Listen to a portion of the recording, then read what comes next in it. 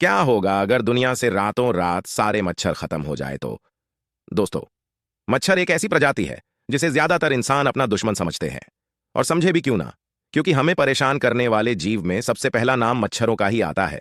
Imagine करिए दोस्तों, आपके सबसे बड़े दुश्मन रातों रात हमारी दुनिया से लुप्त हो जाए तो क्या इससे हमारी धरती के इकोसिस्टम पे कोई फर्क पड़ेगा या नहीं?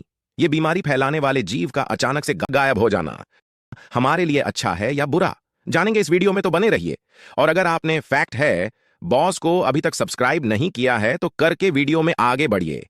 रात में सोते वक्त जब मच्छर हमें काटते हैं, कान के पास भिनभिनाते हैं, तो हर किसी के मन में सबसे पहले यही आता है कि इन मच्छरों को कैसे खत्म किया जाए।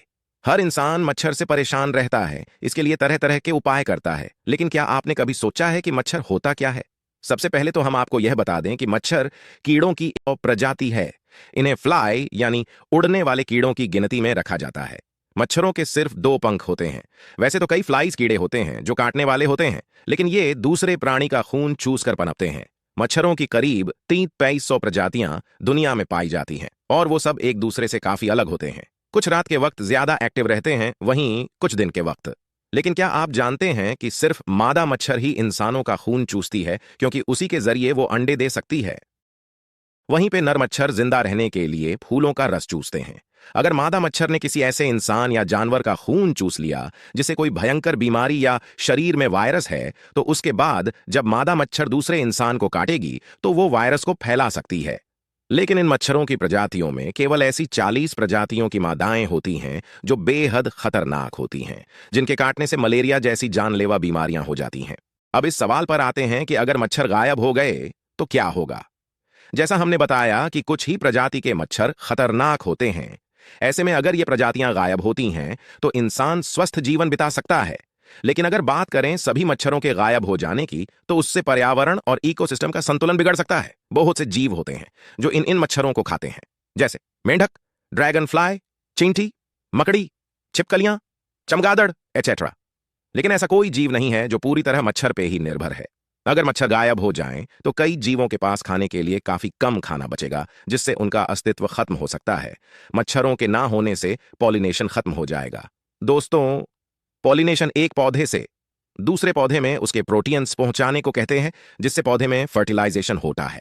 मच्छरों के ना होने से पॉलिनेशन खत्म हो जाएगा। पॉलिनेशन के तहत मच्छर पौधों के पॉलिन लेकर अलग अलग जगह गिराते चलते हैं, जिससे नए पौधे अलग जगहों पर उगते हैं।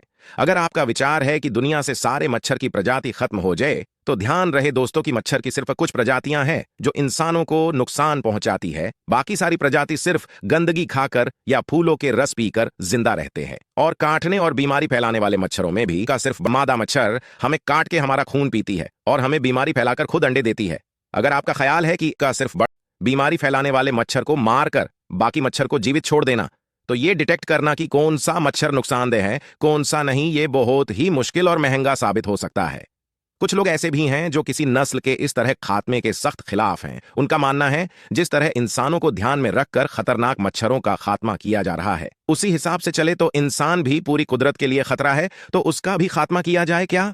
कमेंट्स में बताइए आपको क्या लगता है। इन मच्छरों को ऐसी छोड़ के हमें इनसे सेल्फ सेफ्टी बनाए रखना चाहिए, या इन्हें मारकर पृथ्वी के इकोसिस्टम के साथ खिलवाड़ करने का रिस्क लेना चाहिए? अपनी राय कमेंट बॉक्स में बताएं। मिलते हैं अगले किसी साइंस फिक्शन के वीडियो में। तब तक के लिए फैक्ट है बॉस को सब्सक्राइब करें और वीडियो को सिर्फ एक लाइक